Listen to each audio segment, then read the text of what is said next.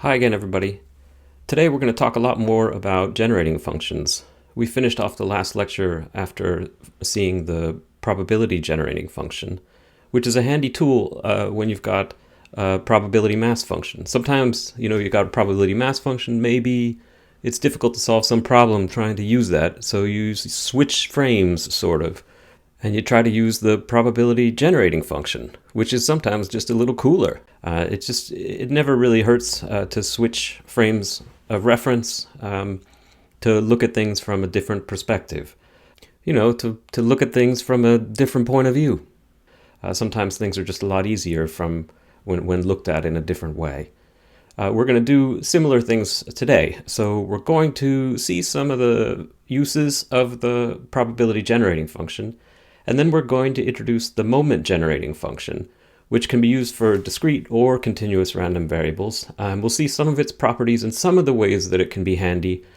But there are a lot of other cool things you can do with the moment generating function, but we don't have time to look at it all. There are a lot more ways that you can make use of these things, when you look at things from a different point of view. So keeping all points of view in mind, let's get started.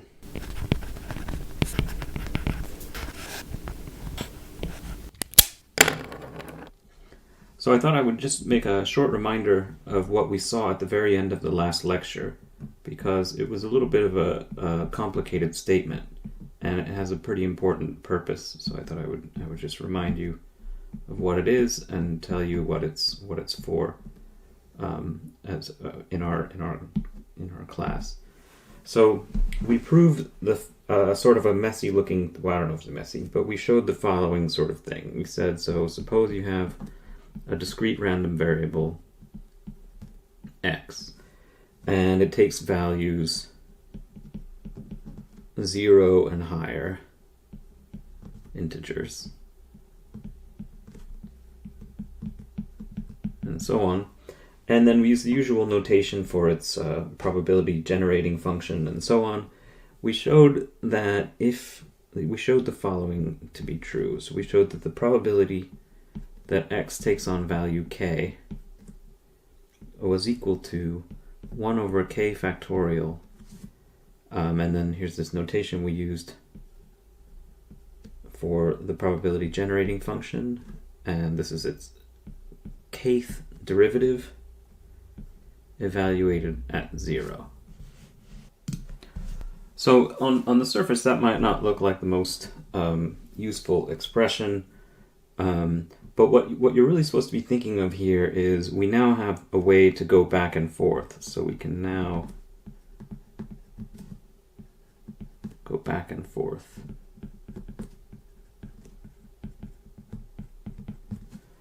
Meaning if you have the probability generating function, you can produce the probability mass function by just evaluating it, all of its derivatives with an argument of 0. You produce all of these things which make up its probability mass function. And of course you can go the other way from probability mass function to probability generating function, just from the definition of the probability generating function. That was the usual route that we were taking. So in other words, you can go back and forth between these two things.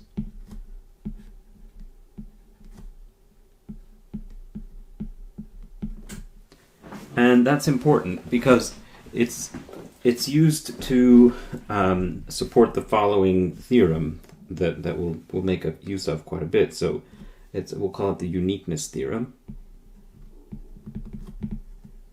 I better start with a new color here. This is sort of new material now.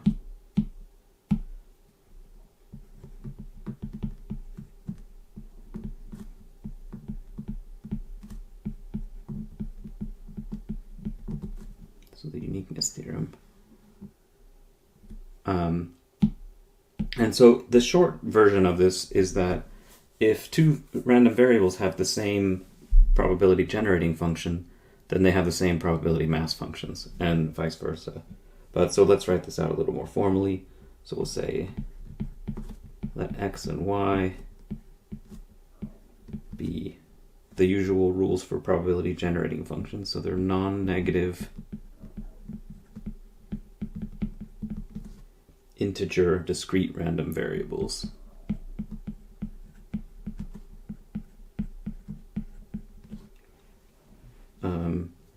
And suppose that they have the following, so they have the same probability generating functions.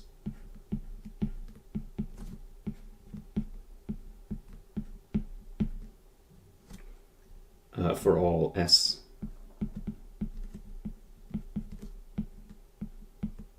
in the allowed interval. This is the interval so that the probability generating function is finite, it doesn't diverge. Then the two random variables have the same distribution.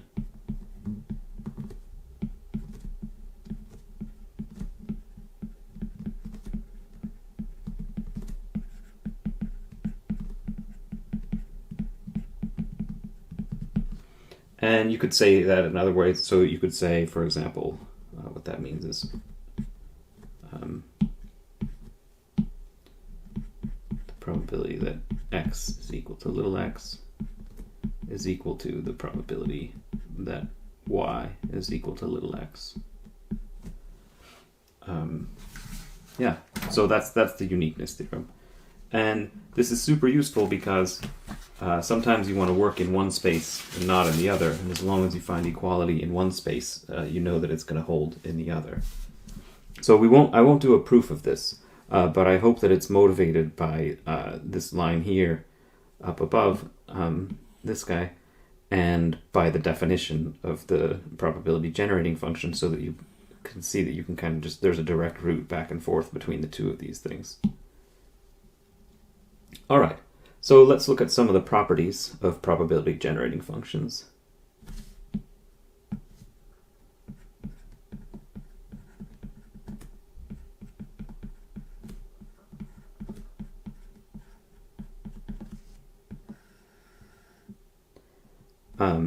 And so I'm going to look at three different properties. So the first one, and then I'll prove each one as we go. The probability generating function for a random variable x evaluated at 1 is always equal to 1. And so this proof is pretty straightforward. It just boils down to the honesty condition. So the definition looks like this, right? It's the sum x equals 0 to infinity s to the x f of x. Right, so that's what we defined last time. So if you evaluate that at 1,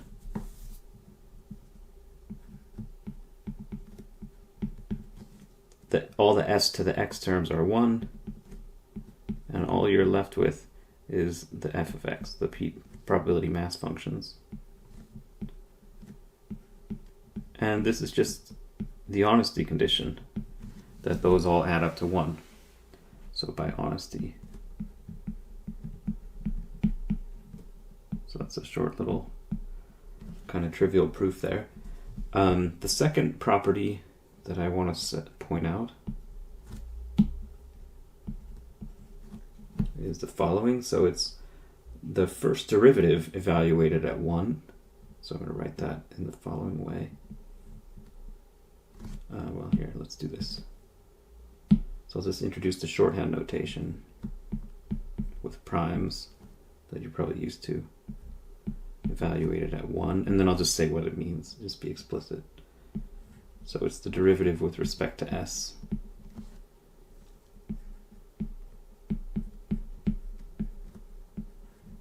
Evaluated at s equals 1. So this thing is equal to the expected value of x. Right, and the proof for that is straightforward as well. Right, so we just write down the derivative.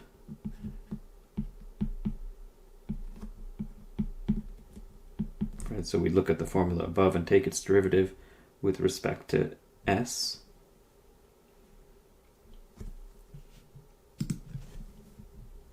And we get the sum x equals 0 to infinity x times s to the x minus 1. And you should be able to see that when you evaluate this at 1, here, let's just do this.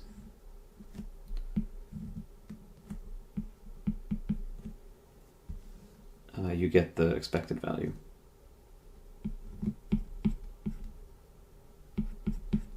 Because all of these terms here, these are all going to become 1 when you put s equals 1 there. And that's just the definition of the expected value. So that's a straightforward proof as well.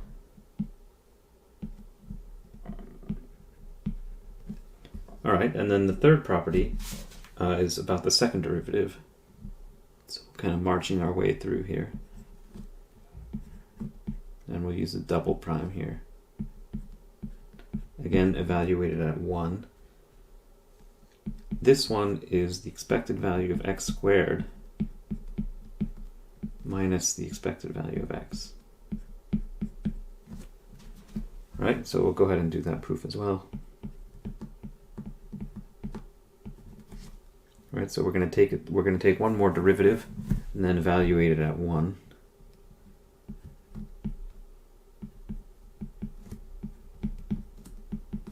So we'll do the same thing. So I'll just steal this.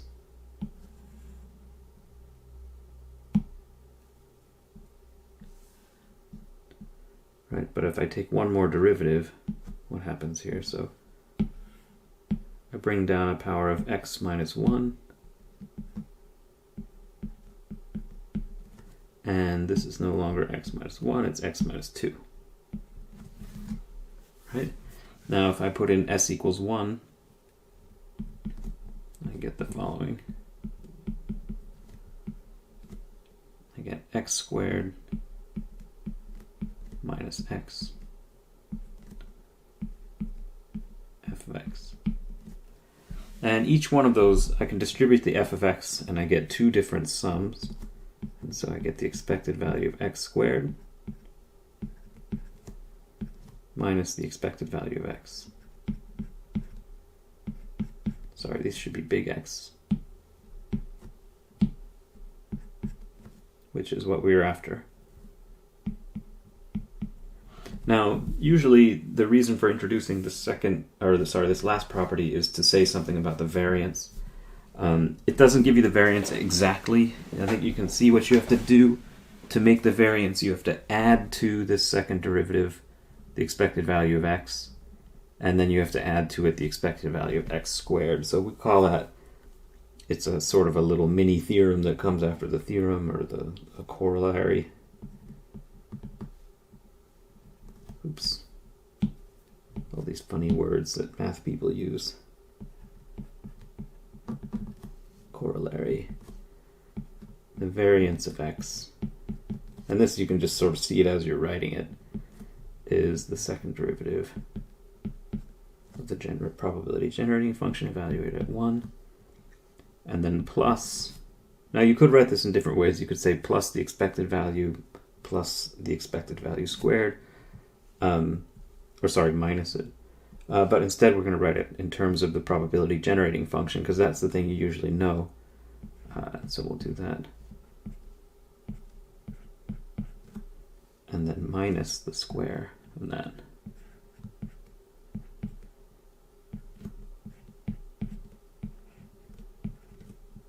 Yeah. And I won't prove it. It's sort of straightforward. You substitute in all these things from above, the three properties above. So proof omitted.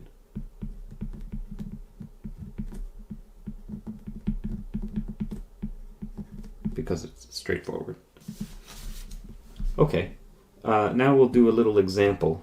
We're going to try out a discrete random variable and see if we can find its expected value and so on. So this example I think is pretty cool, because it's like a problem that you did in the examples class, or on the problem set from last week. But it works much more easily. So we're going to say, suppose you have a random variable x, and it's Poisson distributed with parameter lambda, and so therefore it has probability generating function is equal to e to the lambda s minus 1, which we showed in the last lecture. I want to find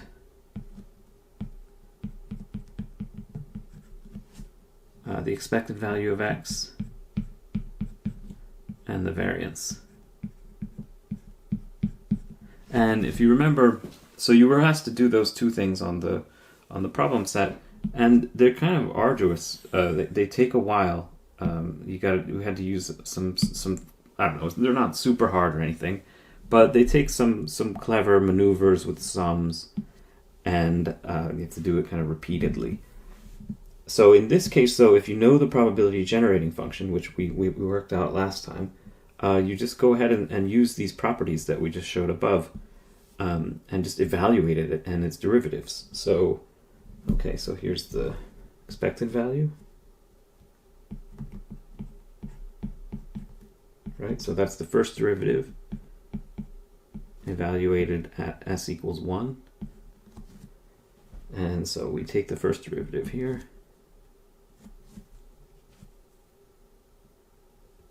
And we get e to the lambda s minus 1. And then differentiate the argument. So like derivative with respect to s of lambda times s minus 1. Right, and all this is evaluated at s equals 1. So we get lambda e to the lambda s minus 1 evaluated at s equals 1, and that's lambda. So it's super fast to generate these expected values and the variance as well. So let's go ahead and do the variance. So for the variance, we're going to first find the second derivative. That is to say, we're going to use, I have to steal it, I think. We're going to use this equation here.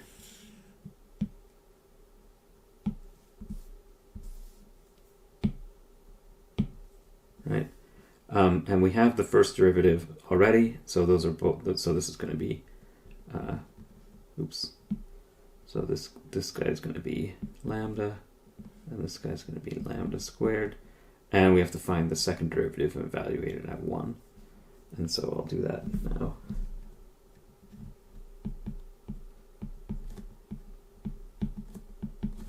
Right, and so we go back up here and look at the first derivative, which is right here, and take one more derivative of it. But there's sort of a fast way to doing that. It looks like this. So if you look at that first derivative, right, so what we want is that one more derivative of this first thing.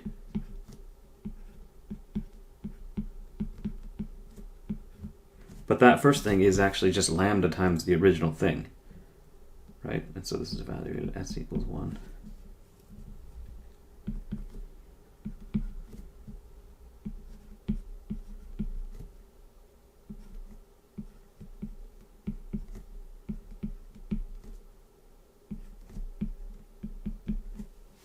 Right, and so then this is actually, so the result is lambda times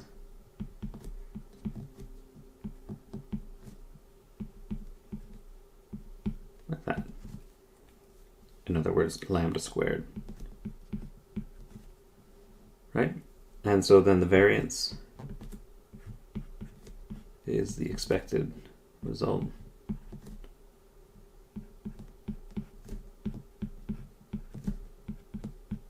Lambda, just like we had seen before. But this method is so much faster. All this whole piece right here, it took almost no time to just take some derivatives. Whenever you can do things in terms of derivatives, it's always great. Things go really fast. So no infinite sums or anything like that. It's very clean. Okay, so we're going to finish this section off with a small little lemma, a little theorem.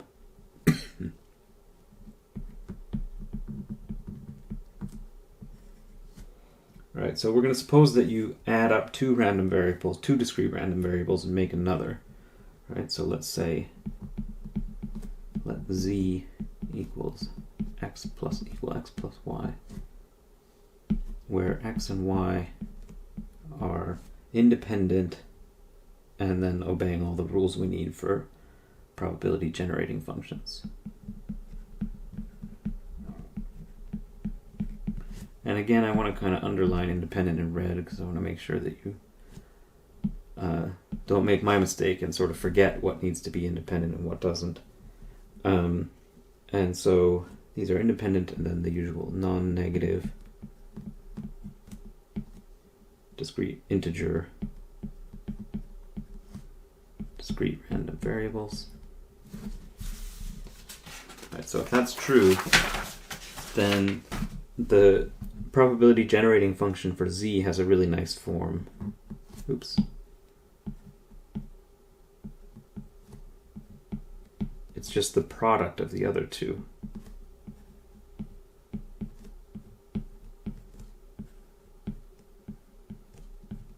Like that. And the proof is really simple, so we'll go ahead and do that.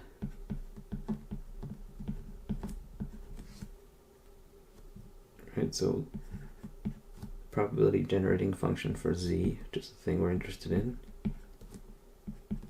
So we're going to remember, you could write it as a sum, which we've done in the past, but remember that's also the same thing as the expected value of s to the z. And this is going to just save the day here, that way of writing it. So this, and then I put in z, put in its definition. S to the x plus y. You should see how this is happening here. And so we have the expected value of s to the x times s to the y. And this product, the product in general is not the expected value of the products is not in general the product of the expected values, but if these are independent, that is the case.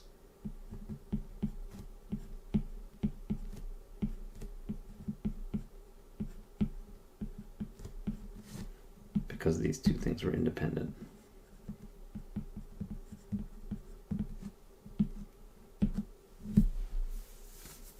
Yeah, and that's the definition of the others, or of the probability generating functions for each of the things.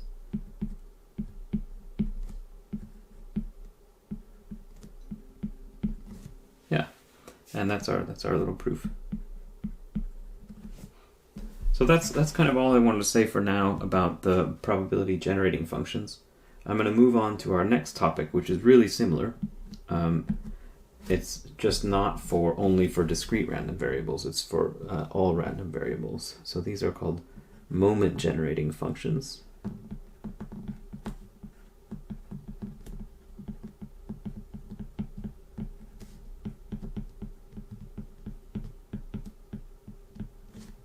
Or MGFs, I guess. So I'll put that in parentheses. Oops, MGM. Must be thinking of movies. MGF. Okay. So these are really the analog, or they're sort of an analog. So these can be used for any random variable. Sort of. They do have a sort of a limitation that you'll see in a second, but they work for both discrete and continuous random variables. So we'll just dive right in with the definition. And then we're going to, basically this part of the lecture kind of follows what we've just done. We're going to define it, and then we're going to make a series of theorems and proofs that are really similar to what we saw for the probability generating functions. Okay, so let's suppose you have x is any random variable. Is a random variable. Then its moment generating function which I'll highlight because that's what we're trying to define here, is, and then here's the notation we'll use for it, capital M sub x with argument k. The notes use some interesting font for the M, but I'm not so great with that, so I'll just use a capital M. Where, then here's what it looks like. So it's M sub x of k. It's the expected value of e to the kx. And that's it. One other caveat, but it's only defined, so here's the limitation. So defined for all k such that it's finite.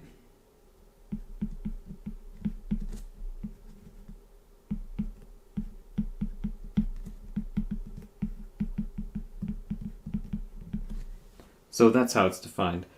And you might be tempted to kind of expand that and write the expectation value in terms of like a probability density function or something, but you'd have to do it twice, once for a continuous variable and once for a discrete.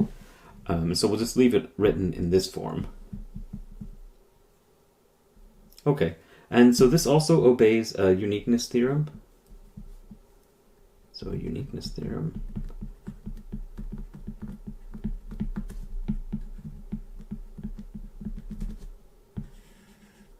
And I won't, just like the other one, I won't prove it, but we'll say that if two random variables have the same MGF,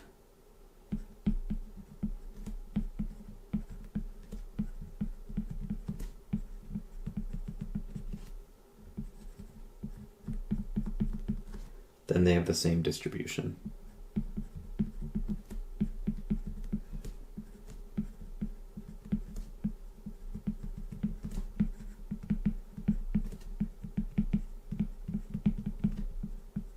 And that, of course, means they have the same probability density function or probability mass function, depending on what they actually are, discrete or continuous. All right, so we'll do two different examples, one for a discrete random variable and one for a continuous random variable. And I just want to kind of preface this, like, where we're going with this lecture is we're going to once again find a fast mechanism for calculating expected values. But to do it, you first need to be able to compute the generating functions, the moment generating functions.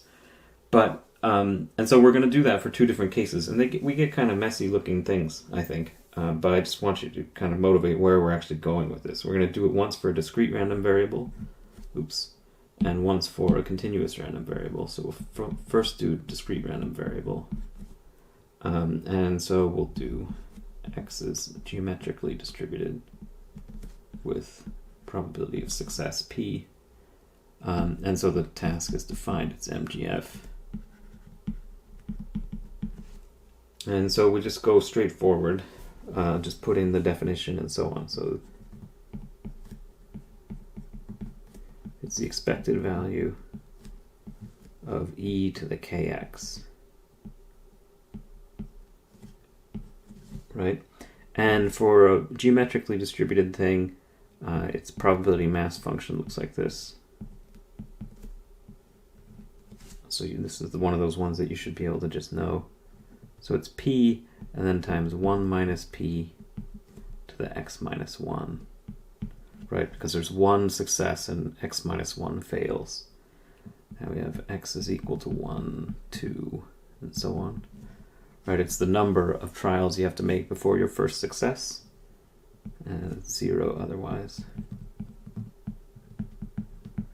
And to clean up this calculation, I'm going to use the following. I'm going to name this variable here q. Right, so I'm going to use q is 1 minus p. That's commonly done, and it turns out it sort of tidies up this calculation a little bit. So okay, so let's just substitute in our stuff.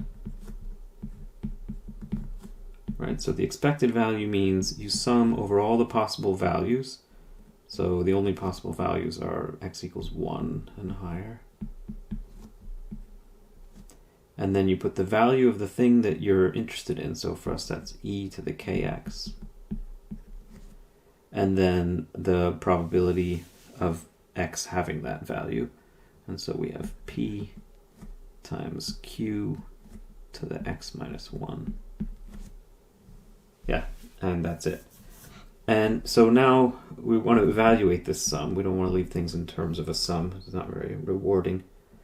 And so to do it, we're just first going to just write out the thing manually and kind of inspect and see how we can clean it up a bit. So we're going to, the first term here, when x is equal to 1, right? So that's e to the k times p times q to the 0. So that's it. The second term, x is equal to 2, and so we get e to the 2k times p times q. And then the third term, right, e to the 3k times p and then times q squared. And then you can keep on going. And so you should see the kind of how the pattern looks.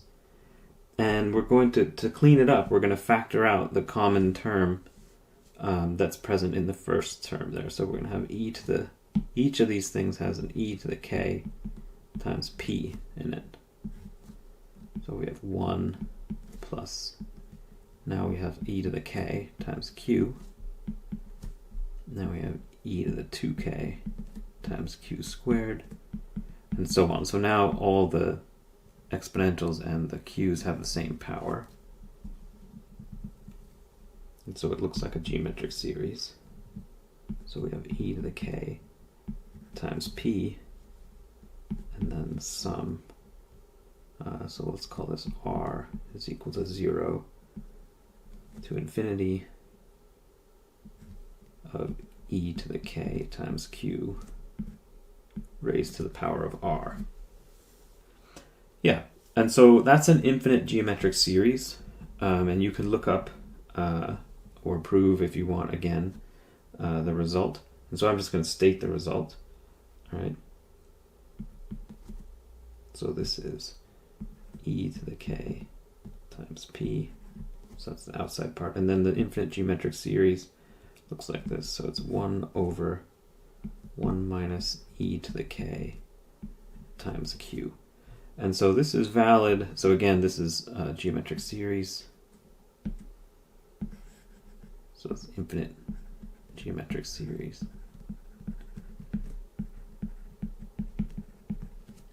And remember, this is not valid all the time. The infinite geometric series only converges like this if the thing in parentheses is smaller than 1, or its absolute value is smaller than 1.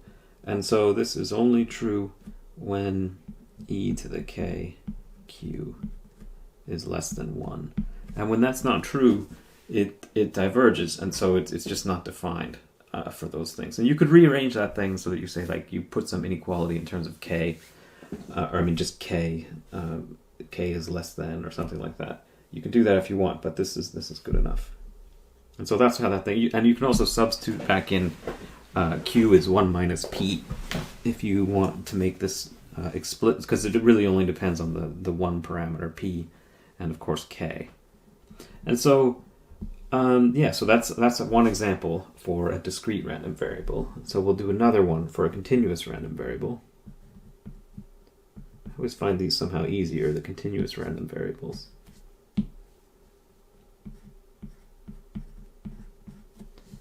Right, and so in this case we're going to say let x be exponentially distributed with parameter 1, and I want to find its MGF. And so we go about this in the same way, but to do it, so we're going to have to remember, so what is this exponentially? So this is the PMF, sorry, the PDF.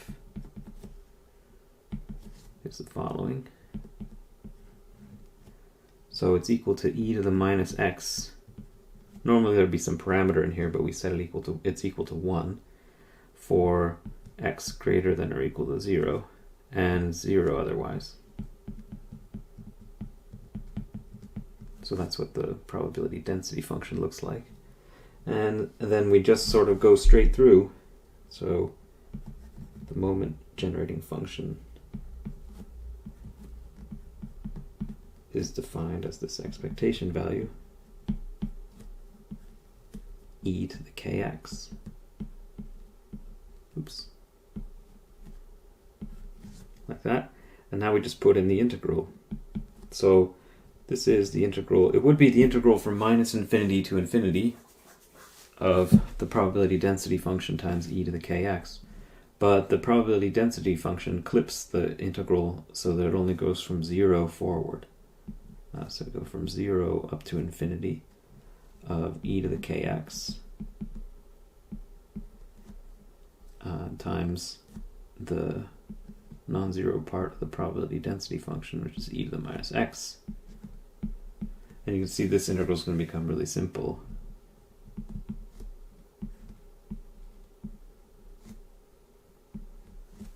Now here I'm going to write this. I want to write this in such a way that I can tell when does it diverge or not. So I'm going to write this in the following way: e to the minus 1 minus k times x dx. Now if you should look at that and make sure that the algebra is right. So this is k minus 1, but I put a minus sign outside there so I can tell myself when is this thing actually, and then flip the order of the difference. So I can remind myself that it's okay, that everything works as long as k is, in this case, smaller than 1.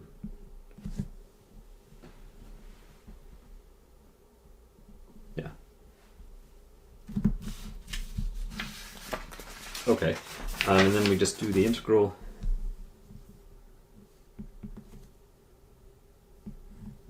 Right, and so how does this look? So it's like minus 1 over 1 minus k e to the minus 1 minus k x.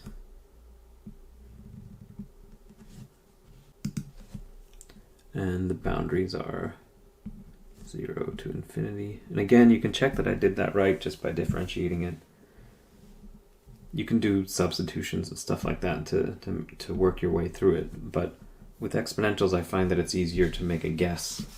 And if your guess is wrong, then you can, when you're checking it, you can kind of figure out how to fix it. And so this is then minus 1 over 1 minus k. And then we have the first term is 0, and then minus 1. So this is 1 over 1 minus k. And I should have had this at each of these places. Like that. Yeah.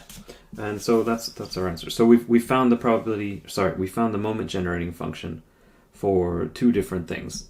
For a continuous random variable, we did this simple exponentially distributed thing, got 1 over 1 minus k. And then for a discrete random variable, just a generic geometrically distributed thing, and we found a little bit of a messier equation, I would say. Yeah. So now let's talk about its properties so we can find out how it would be useful, how you can make use of those things. Well, so now here I'll make a little kind of a divergence from the notes. I really just want to introduce one property because they're all this. There's three properties in the notes, but so I'll say property. But in the notes you'll see it's written as three different things, but they're all the same. With different parameter values. So the property looks like this. It says that the moment generating function, if you take its t derivatives of it, and then I'll explicitly write what that means, and evaluate it at 0, So what does that look? What does that mean? So that means the derivative with respect to k. Do that t different t times t time. Feeling very British or golfish. I don't know, both, I guess. Fitting. M sub x. Okay. And then evaluating this at k equals 0. Right, so that's just what that notation means. So the property is that this is equal to the expected value of x to the t. In the notes, you'll see this written out for, I don't know why, for 3 different cases. They do it for t equals 1, they do it for t equals 2, but then they do it for just generic t. So I don't know, I just going to do the general one. And this has a name, so this is called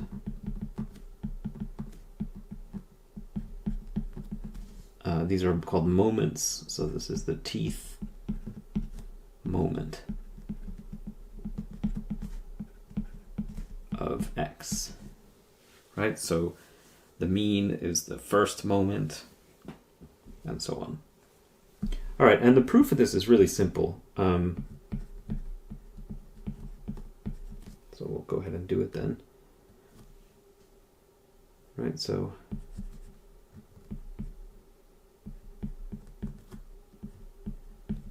this is the thing. And now I'm just going to write out the definition, right? So I've got t derivatives sitting out in front. Oops, t derivatives with respect to k. And the thing that I'm differentiating is this integral from minus infinity to infinity of e to the kx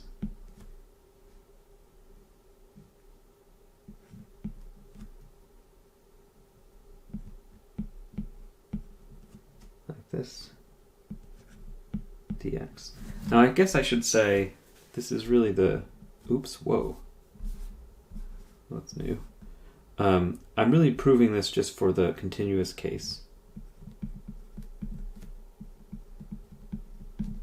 But I think the proof should be pretty similar for the generic case, or for the discrete case as well. Right, and so this whole thing is being evaluated at k equals 0 after you're done with the derivatives and so on. But then we could just go ahead and do these derivatives, right? Because the integral is with respect to x, so it doesn't, the derivatives can just go right inside. So we get integral from minus infinity to infinity. If you take t different derivatives of that, every time you do it, you bring down a power, you bring down a factor of x.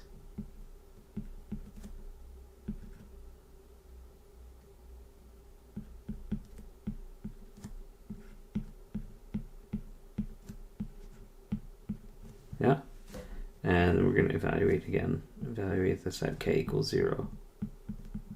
And so we'll do that in the next line. So when you evaluate that at k equals 0, the exponential term disappears. We just have the integral of x to the t.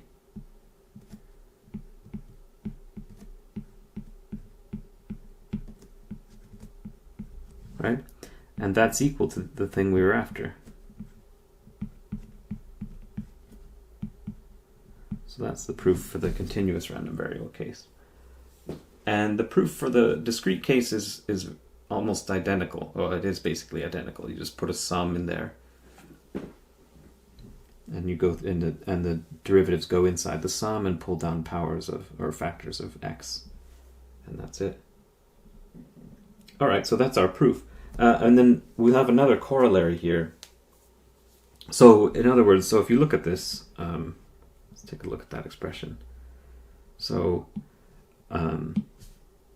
if you want to know the expected value of x, you take one derivative of the moment generating function and evaluate it at 0.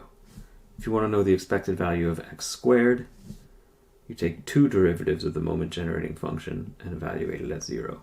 And if you have those two things, it's straightforward to evaluate, or to get the variance. And so there's a little corollary for stating that, how you do it. So corollary which I'm not going to prove because it's just so straightforward. You just substitute in. So the variance is the second derivative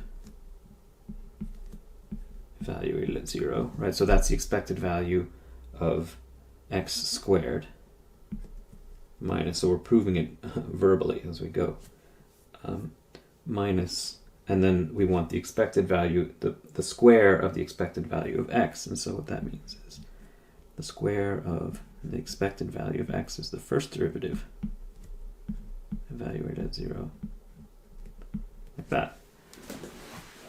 So we don't need to really prove that. It's kind of, you almost prove it as you write it.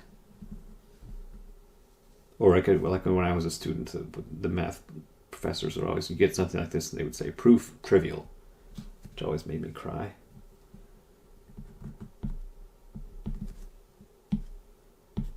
Because I never saw it. At least I felt like I never did. Okay, so let's try an example. So let's go back to our old friend.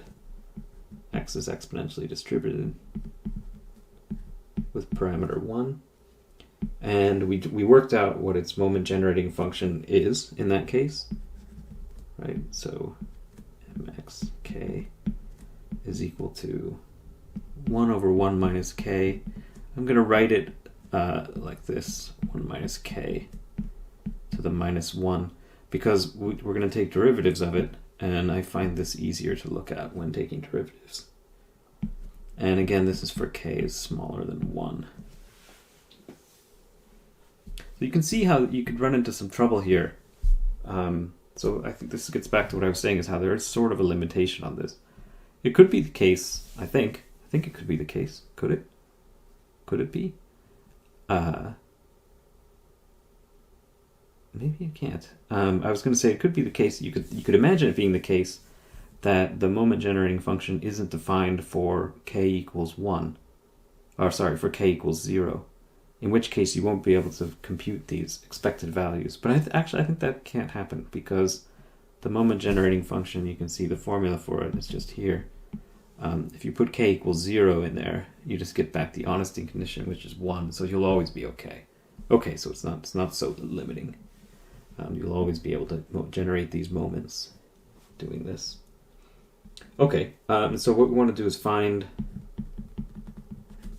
the expected value of x and the variance. Right, and so we just go ahead and do these derivatives. So the expected value of x is the first derivative evaluated at 0. And so that first derivative is minus 1 times 1 minus k to the minus 2, and then when you differentiate it inside, we get minus 1 again. And we want to evaluate that whole thing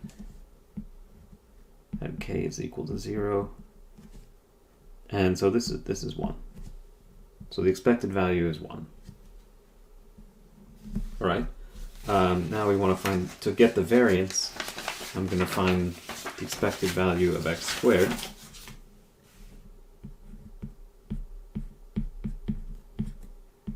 Right, and so that's the second derivative. Right, now I'm going to differentiate the inside of this thing. So these two guys balance each other out, and I'm just going to differentiate this thing one more time. And so I get minus 2, 1 minus k to the minus 3, and then minus 1. And again, we're going to evaluate this at k equals 0. And this guy, when you evaluate it at k equals 0, is 2. So the variance, then, right, so it's the expected value of x squared, 2, minus the square of the expected value, which is 1. So it's this guy. So the variance is 1. So both the variance and the expected value are 1 for this guy. Okay, good. Now we're gonna finish today's lecture with sort of a series of properties that all vary in what we call a lemma. So this is a little lemma. Using all this math terminology today, math lingo. And I'm not going to do the proofs for this. You can do them. Proofs omitted. They're not bad or anything. They kind of work exactly as you might imagine. They go straightforwardly. Okay, so here's the first property. Suppose you have random variable y, and it's equal to ax plus b. So it's made in terms of a and b are constants, and x is another random variable. So I guess I'll write that.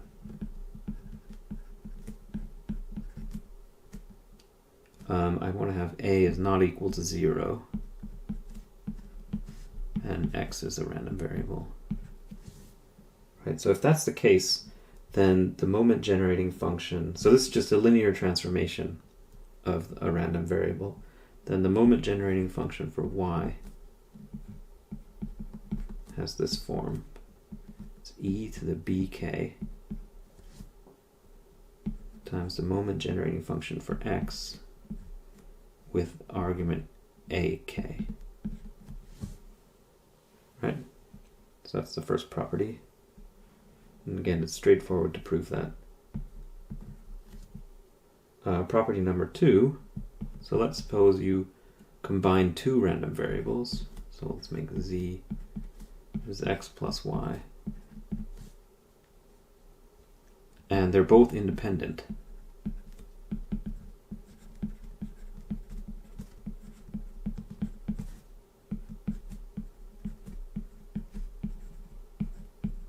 Right, so I'll get out my red independent underliner.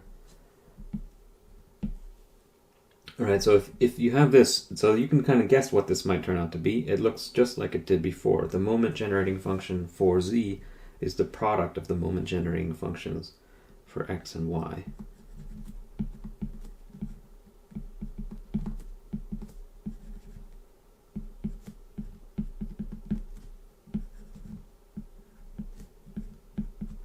And again, the proof is straightforward. It works just like the proof did for the probability generating function. You put in the definition of the moment generating function in terms of the expected value of the exponential, and then you start combining things and use the properties of exponentials and independence, and you'll get where you were trying for.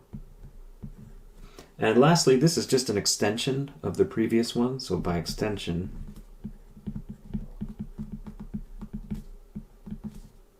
or repeated use of 2, right? So let's suppose we have a whole bunch of random variables. So we'll call them x1, x2, and so on, up to n. So we have n of them, and they're all independent.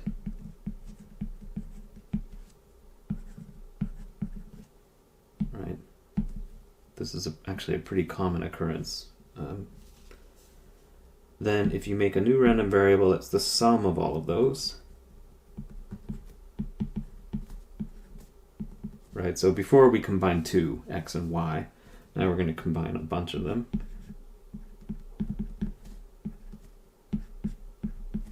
Like that. Then the following is true. You can sort of see where this is going, I think, just by extension. So the moment generating function for s is the product of all of them.